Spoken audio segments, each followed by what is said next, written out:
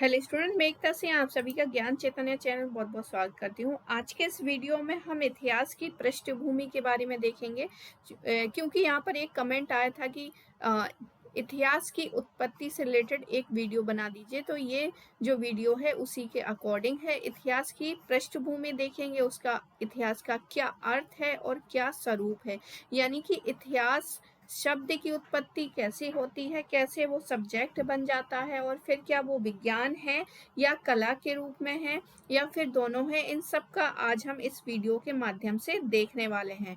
तो ये UGC net के यूनिट 10 में भी हम स्टार्टिंग में इस चैप्टर को पढ़ते हैं। तो शुरू करते हैं।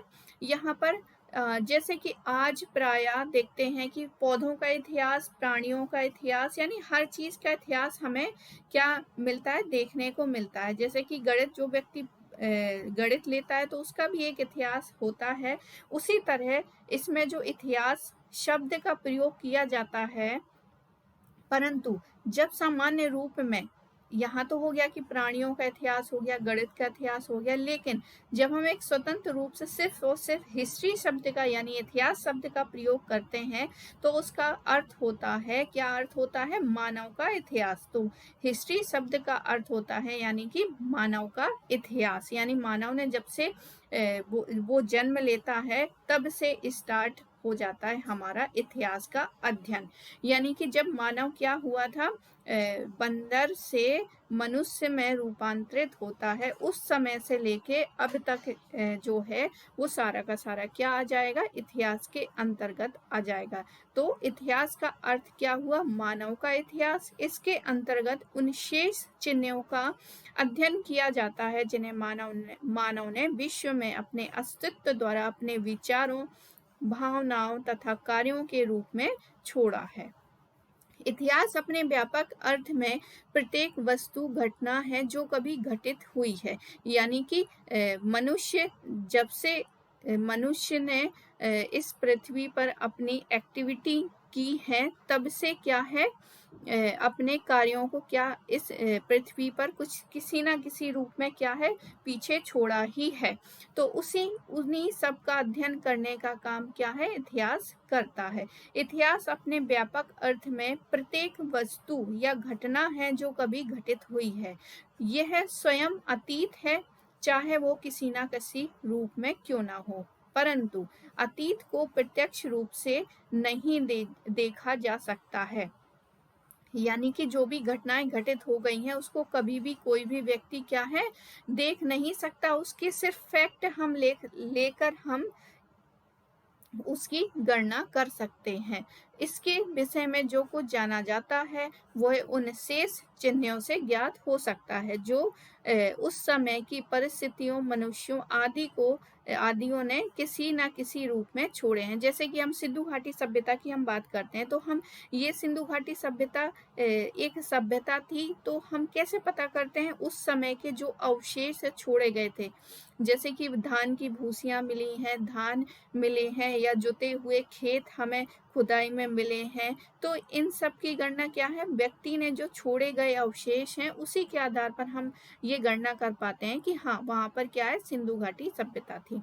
अतः अतीत के तथ्यों के शेष चिन्ह ही क्या करते हैं, इतिहास का निर्माण करते हैं। तो अतीत में जो भी हमारे फैक्ट पीछे छूट गए हैं, या चाहे हल हो या फिर कोई कॉइन्स हो या फिर कोई मूर्ति बनी हो उस समय, तो ये सारे के सारे क्या हैं, फैक्ट हैं। और उसी के इन्हीं फैक्टों के आधार पर हम उस समय की क्या करते हैं, गणना कर पाते हैं या फिर कहें इतिहास का निर्माण करते हैं। अब हम बात करेंगे इतिहास का जन्म। तो इतिहास का जन्म कैसे हुआ? वस्तुतः इतिहास का प्रारंभ उसी समय से होता है जब मानव पृथ्वी पर अवतरित हुआ था। लेकिन मानव पृथ्वी पर अवतरित तो हो गया था, लेकिन उसने क्या नहीं किया था, लिखना, पढ़ना, ये सारा कुछ उसने बहुत बाद में सीखा है। लेकिन हमने भी क्या है, बहुत ज्यादा अध्ययन कब से स्टार्ट किया है, जब उसने बहुत ज्यादा मनुष्य जो है पढ़ लिख गया, तब से ही उसने इन सभी चीजों का अध्ययन करना स्टार्ट किया है। परंतु मानव के कार्यों और विचारों को कब से? हेरोडोटस ने 500 ईसा पूर्व में क्रमबद्ध रूप में करने का क्या किया था? प्रयास किया था। इसलिए हेरोडोटस को इतिहास का पिता माना जाता है, इसलिए इनको इतिहास का जनक कहा जाता है। उसने जो घटनाएं विश्व में घटी उसके विषय में अन्वेषण और अन्वेषणों के आधार पर उन घटनाओं का वर्णन करना क्या कर दिया? स्टार्ट कर दिया। यानी हेरोडोटस ही पहले व्यक्ति हैं जिन्होंने घटनाओं को लिखने का क्रम जो है स्टार्ट करते हैं। इन वर्णनात्मक घटनाओं को उन्होंने क्या दिया? इतिहास का नाम दिया। वह पहला व्यक्ति था जिसने घटनाओं को कथा के रूप में, तो जो बीत गई बातें वो किस में वर्णित की जाने लगी? कथा यानी कहानियों के, स्टोरी के रूप में क्या लोग सुनाने लग गए। मान लीजिए ये एक व्यक्ति है और फिर ये इसका एक बेटा है, तो ये जो व्यक्ति है इसको अपनी बीती बातें क्या कहानी के रूप में सुनाता है। फिर यही जो है ये बड़ा होके फिर अपने बेटे को सुनाएगा। तो ये जो कहानी का सिलसिला है यह आगे बढ़ता गया। तो लेकिन यहाँ पर क्या है, हेरोडोटस ने इन सभी घटनाओं को क्या कर दिया? एक कहानी के रूप में क्या है? लिखित कर दिया। तो लिखित कर दिया तो लिखी हुई चीजें क्या है? बहुत सालों तक ज्यों की त्यों चलती रहती हैं, और इसलिए इसको कथात्मक इतिहास का जन्मदाता भी माना जाता है। किसको? हेरोडोटस को। तो हेरोडोटस इतिहास का पिता या इतिहास का जनक कह सकते हैं, और इनको ही कथात्मक इतिहास का जन्मदाता माना जाता है। अब आगे देखते हैं। तो आगे जो है प्रबोधक इतिहास का जन्म। अब प्रबोधक इतिहास का जन्म क्या है? अभी हमने देखा कि किस प्रकार इतिहास जो है कहानी बनता है स्टार्टिंग में, मतलब कहानी के रूप में बीती हुई बातों को दोहराना। जिस प्रकार हेरोडोटस ने कथात्मक इतिहास को जन्म दिया, उसी प्रकार फिर 411 ईसा पूर्व में एक थ्यूसिडाइडस नाम के एक प्रबोधक इतिहासकार का जन्म हो इन्होंने प्रबोधक इतिहास को जन्म देते हैं। किसने? थ्यूसिडाइडस ने। इन्होंने तथ्यों की उपयोगिता को अपना पथ प्रदर्शक बनाया। अब यहाँ पर कथात्मक और प्रबोधक दोनों को समझना बहुत जरूरी है। कथात्मक में बहुत ज्यादा ऐसी बातों को भी लिया गया जो विश्वास करने वाली नहीं थी। तो यहाँ पर क्या है? प्रबोधक मतलब इन्होंने वैसा इतिहास लिखा जिसमें क्या है? फैक्ट ज्यादा हो और फैक्ट को आधार मानते हुए भी ही क्या लिखा? उन्होंने हिस्ट्री को लिखा। तो ये हो गया प्रबोधक इतिहास। उन्होंने किसने? थ्यूसिडाइडस ने तथ्यों की उपयोगिता को अपना पथ प्रदर्शक बनाया तथा इन तथ्यों को संकलन करके उस समय की राजनीतिक दशा में उनका संबंध स्थापित किया। तो यहाँ पर क्या है? एक पॉलिटिकल पॉलिटिकल हिस्ट्री लिखने का क्या किया गया? प्रयास किया गया। आगे है हेनरी जॉनसन लिखते हैं कि इनका उद्देश्य स्पष्टता उपदेशात्मक था। यानी कि इनका जो थ्यूसिडाइडस ने जो इतिहास लिखने का प्रयास किया वो कौन सा था? उपदेशात्मक था। उनको आशा था कि उनका कार्य जो है राजनीतिक पाठ प्रदान करने में समर्थ होगा। ऐसा इस कारण नहीं हो सकेगा क्योंकि उनके कार्य द्वारा स्थितियों को राजनीतिक ढंग से प्रस्तुत किया गया है, वरन इसलिए होगा कि वह राजनीतिक दशाओं और घटनाओं का वास्तविक चित्र प्रस्तुत करता है जो स्वयं राजनीतिक पाठ प्रदान करेगा। उसने यानी कि थ्यूसिडाइडस ने जो कुछ लिखा वो उपदेशात्मक का प्रबोधक इतिहास है, और वो है इस क्षेत्र में शिक्षक तथा आदर्श के रूप में कार्य करेगा। तो इस तरह से उन्होंने थ्यूसिडाइडस ने इस प्रकार का इतिहास लिखा कि पढ़ने वाले जो भी उनका इतिहास पढ़ेगा, उनके द्वारा लिखा गया उन शब्दों को पढ़ेगा, तो वहां से उनको क्या मिलेगा? एक उपदेशात्मक, मतलब कोई ना कोई सीख जरूर मिलेगी। इस तरह से उन्होंने इतिहास का लेखन किया, राजनीतिक घटनाओं को उन्होंने वर्णित किया अपने लेखन के माध्यम से। अब हम बात करेंगे यहाँ पर वैज्ञानिक इतिहास का उद्गम, यानी कि वैज्ञानिक इतिहास क्या है। इसके उद्गम के लिए विश्व के जर्मन जाति का ऋणी, मतलब यहाँ पर क्या है, जर्मन के जो इतिहासकार रहे हैं उनका बहुत ज्यादा यहाँ पर योगदान है। सर्वप्रथम रैंक ने इतिहास का निर्माण किस ढंग से किया, वैज्ञानिक ढंग से किया।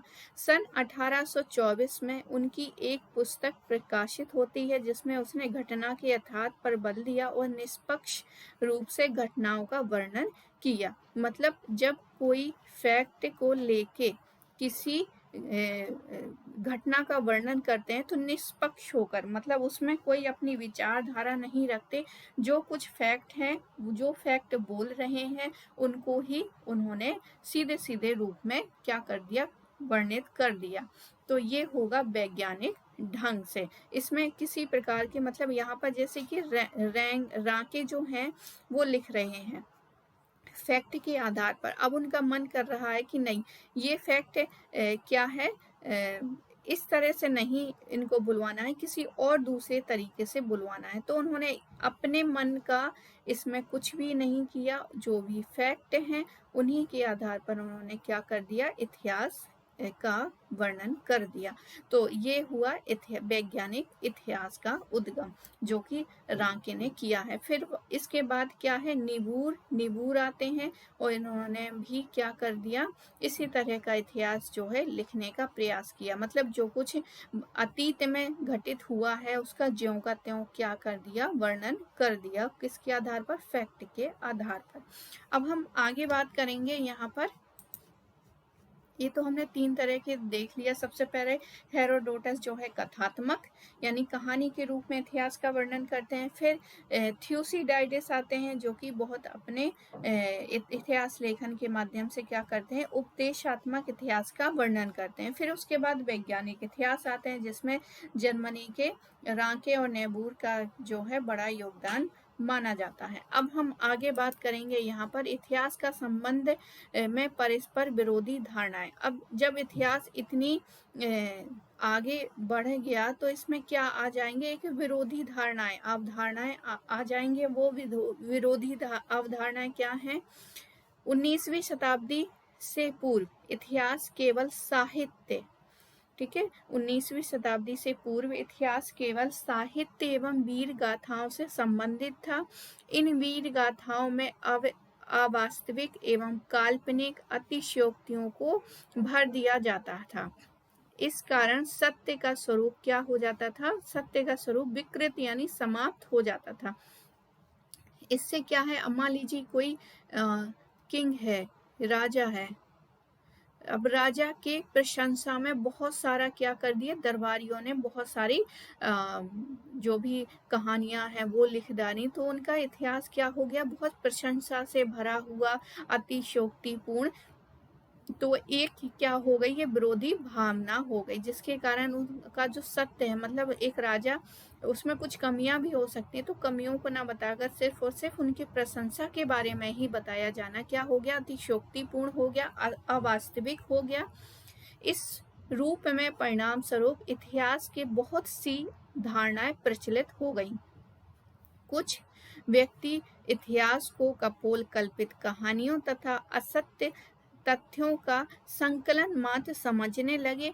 वैज्ञानिक विचारधारा के प्रसार से पूर्व इतिहास को उपन्यास माना जाने लगा।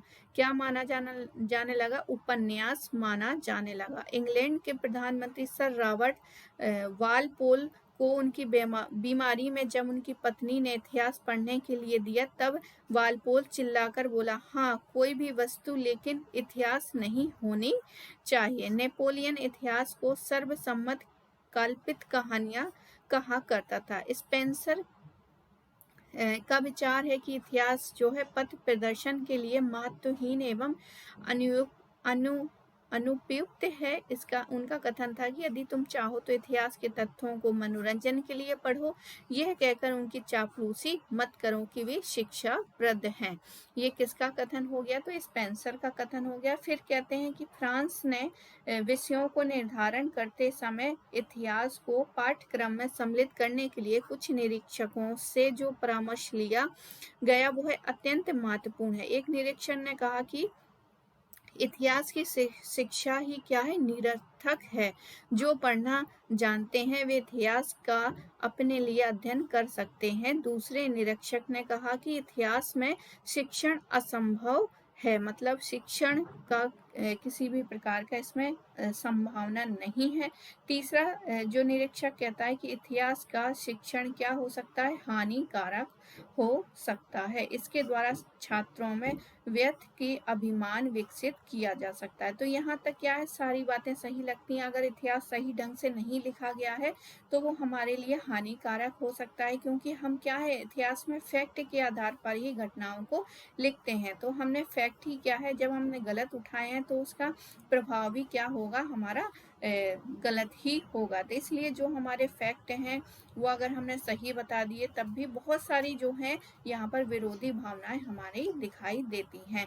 तो यहाँ पर तीनों ही निरीक्षक जो हैं वो काफी विरोधी भावनाओं से ग्रसित हैं और वो अपनी अपनी विचारधारा रखते हैं। अब आगे देखते हैं कि क्या होने वाला है। 19वीं शताब्दी में वैज्ञानिक प्रवृत्ति का प्रादुर्भाव हुआ जिसने शिक्षा के क्षेत्र में क्रांति उत्पन्न कर दी, जिसके परिणाम स्वरूप अब इतिहास को मानव जीवन के क्रमिक उत्विकास की अविरल कहानी माना जाता है। इस क्रांति के पूर्व तथा बाद में इतिहास के संबंध में कुछ ऐसी अवधारणाएं प्रचलित हुई जिनके द्वारा इतिहास के सत्य स्वरूप की विवेचना करने का प्रयास किया गया।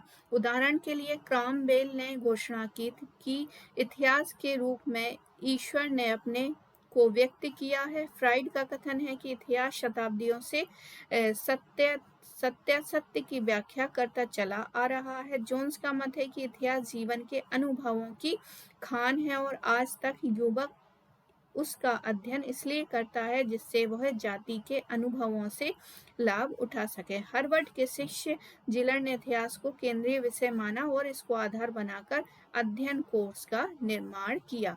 तो ये कुछ इतिहास की इतिहास सब्जेक्ट किस प्रकार से विकसित होता है, ये एक उसका एक कहानी थी कि किस प्रकार से हेरोडोटस एक कहानी के रूप में लेखन करता है, फिर उपदेशात्मक बनते हैं, फिर कैसे इतिहास में वैज्ञानिक फैक्ट जो है वैज्ञानिक चीज़ें नज़र आती हैं, और फिर कैसे विज्ञान जो है बहुत तरह से यहाँ पर बातचीत होती है कि इतिहास को क्या एक विषय माना जाना चाहिए। तो सारे लोग तीन जो प्रशिक्षक हैं वो नकार देते हैं, लेकिन फाइनली क्या हो जाता है, इतिहास क्या है, एक केंद्रीय विषय बन के सामने आता है, जो कि हम सभी आज हम देख पाते हैं और हम उसका अध्ययन कर पाते हैं। तो ये रही इतिहास के इतिहास विषय की कुछ कहानी। आगे हम देखते हैं कुछ और। अब इतिहास का अर्थ क्या हुआ? आगे हमने देखा था कि इतिहास का अर्थ क्या है? मानव का अध्ययन करना। तो यहाँ पर भी देखते हैं कि क्या है कि इतिहास का शाब्दिक अर्थ देखें तो इतिहास शब्द की उत्पत्ति लैटिन एवं ग्रीक शब्द से मानी जाती है जिसका अर्थ है जानना। भारतीय, ये तो हो गई क्या है, लैटिन भाषा और ग्रीक भाषा में अर्थ हो गया इतिहास का जानना। लेकिन भारतीय परंपरा के अनुसार इतिहास शब्द का अर्थ देखें, ऐसा ही हुआ, मतलब हम मानते हैं कि इतिहास में जैसा लिखा है हम वैसा ही मान लेते हैं। इस शाब्दिक अर्थ द्वारा अतीत की घटनाओं की ओर संकेत दिया जाता है। इतिहास शब्द के अतिरिक्त हमारे देश में तवारीख शब्द और प्रचलित है, परंतु यह शब्द इतिहास के वास्तविक अर्थ का बोध कराने में असफल है, क्योंकि तवारीख शब्द जो है तारीख का बहुवचन है, इसलिए केवल तिथियों और तारीखों का ही संग्रह मात्र नहीं वरन इनसे अधिक है। अब हम देखते हैं इतिहास की परिभाषा किन लोगों ने किस प्रकार से दी है। तो यहाँ पर हमने देखा कि लैटिन और ग्रीक शब्द में मानते हैं कि इतिहास का अर्थ क्या है? जानना। लेकिन भारतीय परंपरा के अनुसार हम क्या मानते हैं इतिहास का अर्थ? कि ऐसा ही हुआ है, और तवारीख भी जो है एक तारीख के उसमें ही इतिहास के लिए उपयुक्त किया गया शब्द है। आगे देखते हैं, इतिहास शब्द का दो अर्थ में प्रयोग किया गया है। इस शब्द का घटनाओं का संकलन तथा स्वयं एक घटना के रूप में प्रयोग किया गया है। इतिहास के निर्माण के लिए घटना का होना आवश्यक है। जब इतिहास स्वयं एक घटना है तो प्रश्न यह उठता है कि वह घटना कब, कहाँ, कैसे और क्यों घटित हुई। इतिहास इन प्रश्नों का ही उत्तर है। हेनरी जॉनसन का विचार है कि इतिहास विस्तृत रूप में प्रत्येक घटना है जो कि कभी घटित हुई है। इस प्रकार यह स्वयं अतीत काल से संबंधित है, अर्थात भूतकालीन घटनाओं का उल्लेख ही इतिहास है। इसका अर्थ यह है कि उसमें प्राचीन काल से लेकर क्षण पहले समाप्त हुए समय तक की घटनाओं का वर्णन आ जाना चाहिए, परंतु इसका आशय यह नहीं है कि इसमें अतीत काल में सब जीवों तथा विश्व में हुई सभी उथल पुथल का विचार होना आवश्यक हो। इतिहास में केवल मानव जीवन की घटनाओं का ही उल्लेख होता है। आगे देखते हैं और किस प्रकार की परिभाषाएं हैं। डॉक्टर राधाकृष्णन ने कहा है कि इतिहास को राष्ट्र की स्मरण शक्ति कहा है। तो डॉक्टर राधाकृष्णन ने कहा है कि राष्ट्र की स्मरण शक्ति क्या है? इतिहास है। जिस प्रकार व्यक्ति एक में स्मरण शक्ति का बहुत महत्व है, उसी प्रकार राष्ट्र की जातियों के लिए यह आवश्यक है, और जातियों की स्मरण शक्ति ही क्या है? इतिहास है। उनके इस कथन में पर्याप्त सत्यता है। एक विद्वान ने इतिहास को नवद्वार कैलेंडर कहा है। क्या कहा है? नवद्वार कैलेंडर कहा है। उसने इतिहास को न केवल तिथि बताने का या देने वाला कहा है, परंतु इतिहास केवल तिथि ही नहीं बल्कि कैसे, कहाँ, क्यों जैसे प्रश्न का भी उत्तर हमें इतिहास देता है। कुछ विद्वानों का विचार है कि इतिहास केवल युद्धों का विवेचन करता है, लेकिन उन्होंने इतिहास के दूसरे पक्ष को नहीं देखा, जबकि इतिहास मानव समाज के प्रत्येक पहलू का वर्णन करता है। जैसे कि हम देखें, सामाजिक इतिहास हो, आर्थिक इतिहास हो, राजनीतिक इतिहास हो, सांस्कृतिक इतिहास हो, खेल का इतिहास हो, किसी चीज का भी हो, उसमें सारे के सारे क्या है?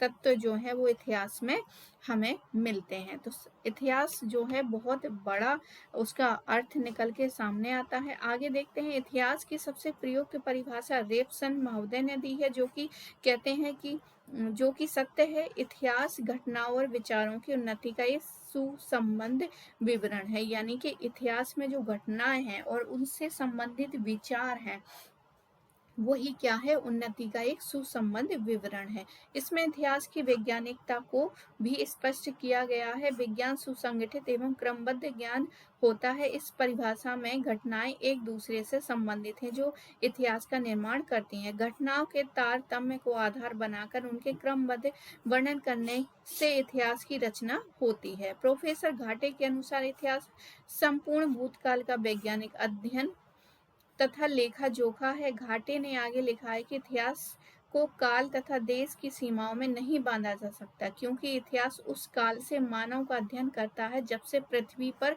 अवतरित हुआ है। इस प्रकार पृथ्वी पर मानव जीवन के विकास का अध्ययन ही क्या है? इतिहास है। तो ये कुछ इतिहास की परिभाषा है अकॉर्डिंग टू घाटे के अनुसार। आगे है जॉन ह्यूजिंगा के अनुसार, तो इतिहास वह बौद्धिक स्वरूप है बौद्धिक स्वरूप है जिसमें सभ्यता अपने अतीत को चित्रित करती है। हेनरी जॉनसन का मत है कि इतिहास स्वयं विकास का रूप है और इसलिए यह पूर्णतः नवीन कभी नहीं रहा। इतिहास अन्वेषण के रूप में प्रारंभ हुआ और तब भी अन्वेषण है और इतिहास ने लेखा जोखा का रूप धारण कर लिया था और अब भी वह एक लेखा है। इतिहास था जो वास्तविक रूप से घटित हुआ और अब भी उसका रूप है। इतिहास वही रहा है जो मानव ने अतीत के प्रति सोचा और तब भी वही है जो हम सब अतीत के विषय में सोचते हैं। इस प्रकार इतिहास सदैव से अतीत की क्या रहा है? कृति रहा है। मैट लैंड का विचार है कि मानव ने जो कुछ किया और कहा है, यहाँ तक कि जो कुछ उसने सोचा है, वो सब क्या है? इतिहास है। तो इन सभी परिभाषाओं से स्पष्ट होता है कि इतिहास मानव जीवन के विकास की ही कहानी है। उसने इसमें अतीत के मानव जीवन का ऐसे ढंग से विवेचन किया जाता है जिसमें वर्तमान के मानव जीवन को सरलता से समझा जा सके। इतिहास मानव द्वारा निर्मित संस्थाओं के उद्गम, उनके विकास एवं उनके अतीतकालीन भेद एवं उनके वर्तमान स्वरूप आदि पर प्रकाश डाल मानव से परिचित कराता है।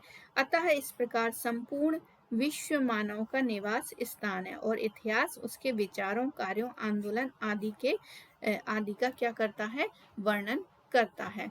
आगे देखते हैं।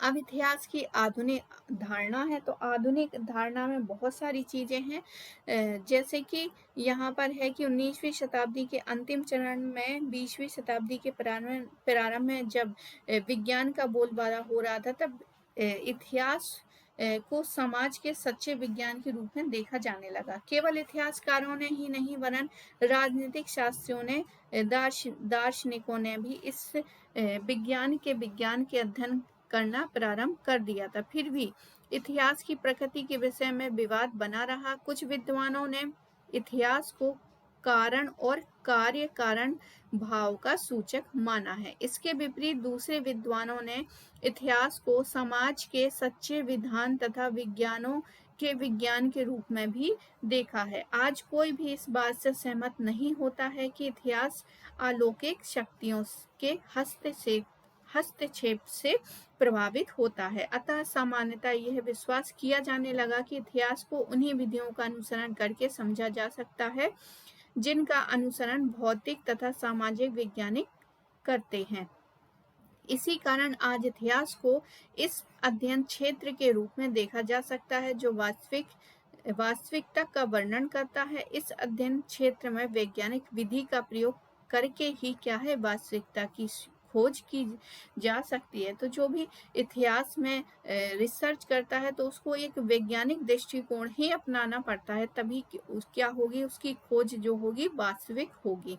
आज इतिहासकार इतिहास का निर्माण करने के लिए सर्वप्रथम तथ्यों का संग्रहण करता है। तथ्य हमारे यहाँ पर क्या है, इम्पोर्टेंट है। सबसे पहले फैक्ट क्या है, हमें कलेक्ट करने पड़ेंगे। इसके उपरांत उन तथ्यों का सत्यापन करना है। तथ्यों का सत्यापन उनके समक्ष एक गंभीर समस्या उत्पन्न कर देता है। समस्या यह है कि अतीत के अवशेष उसके समक्ष परिवर्तन तथा विकृत रूप में आते हैं, परंतु आधुनिक युग में ऐसे साधन उपलब्ध करा दिए हैं कि उनके परिवर्तित एवं विकृत रूप के होते हुए भी इतिहासकार वास्तविकता को खोजने में सफल हो जाते हैं। यानी कि यहाँ पर जैसे कि कार्बन 14 के द्वारा क्या है, डेट निकाली जा सकती है। तो यहाँ पर क्या हो गया, वर्तमान में क्या है, बहुत जो विकृत हो गए हैं बहुत सारे, तो हम क्या है, वैज्ञानिक की मदद से हम उनका क्या है, सही बिल्कुल एग्जैक्ट क्या है, अनुमान लगा लेते हैं और फिर उसके आधार पर हम सही घटनाओं का वर्णन कर सकते हैं। परंतु जब वह अतीत के लिखित अवलेखों, प्रतिवेदनों आदि के द्वारा इतिहास का निर्माण करता है, तब उसे तथ्यों के सत्यापन में कठिनाई की अनुभूति करनी पड़ती है। अब मान लीजिए जैसे कि कोई टेक्स्ट हमें मिला है, ऋग्वेद काल का मिला है, कि जो चीजें वहां पर उस समय लिख दी गई हो, चाहे वो सही हो या नहीं हो, हमें उसी रूप में क्या करनी पड़ती है, माननी पड़ती है। इन अभिलेखों, प्रतिवेदनों आदि की विषय वस्तु क्या होती है, अविश्वसनीय होती है। अविश्वसनीय होने के कारण भी हमें क्या करना पड़ता है, उसको हम कभी कभी ज्यों का त्यों मान लेते हैं। आगे देखते हैं। उस समय इतिहासकार को दूसरी लिखित सामग्री तथा अन्य प्रमाणों का भी प्रयोग करना पड़ता है।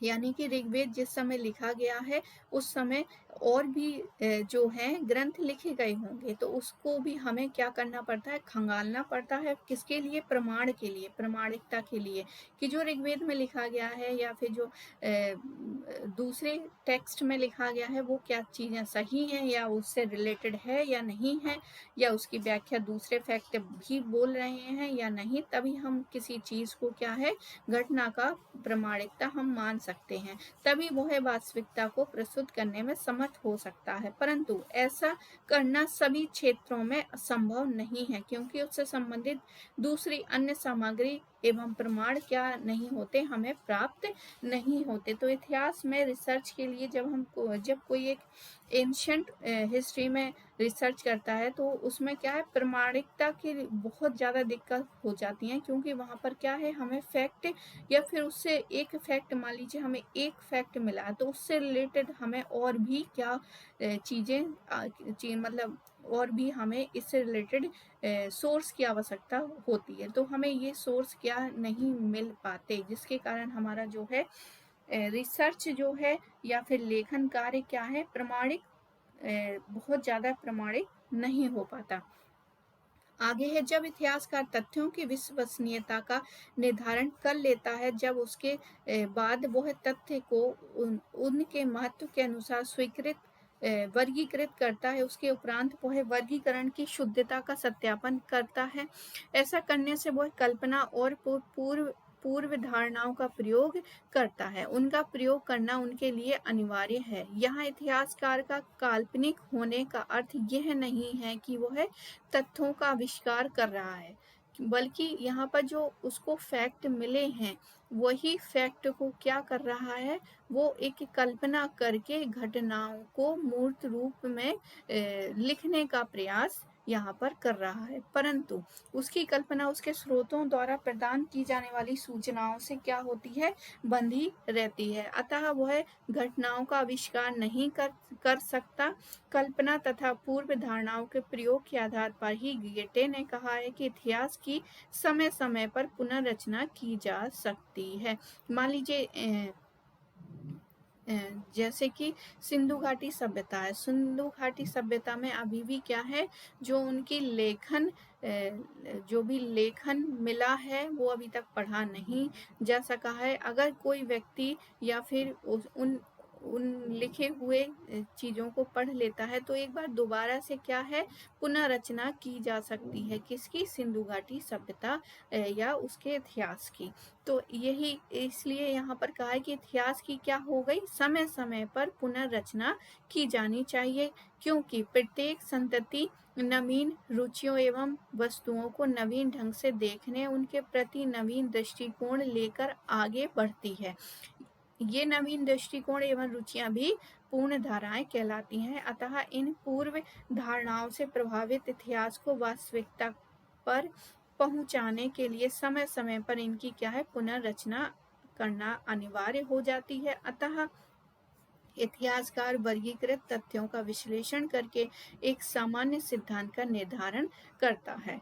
तो यहाँ पर मान लीजिए एक बहुत बड़ा हिस्टोरियन है, उसने जो अपना इतिहास, मान लीजिए यहाँ पर एक बहुत बड़ा हिस्टोरियन है, उसने क्या है, अशोक के शिलालेखों के आधार पर क्या कर दिया, इतिहास लिख दिया। तो ऐसा नहीं है एक बार इतिहास लिख गया तो सिर्फ वही सही है, कोई एक अन्य रिसर्चर भी इन्हीं जो उसके शिलालेख हैं, अभिलेख हैं, उसके आधार पर एक दोबारा से इतिहास लिखकर कुछ नई बातों को क्या कर सकता है, इंगित कर सकता है। तो वो भी उसका बिल्कुल प्रमाणिक क्या हो जाएगा, प्रमाणिक इतिहास होगा और सभी उसको मानेंगे।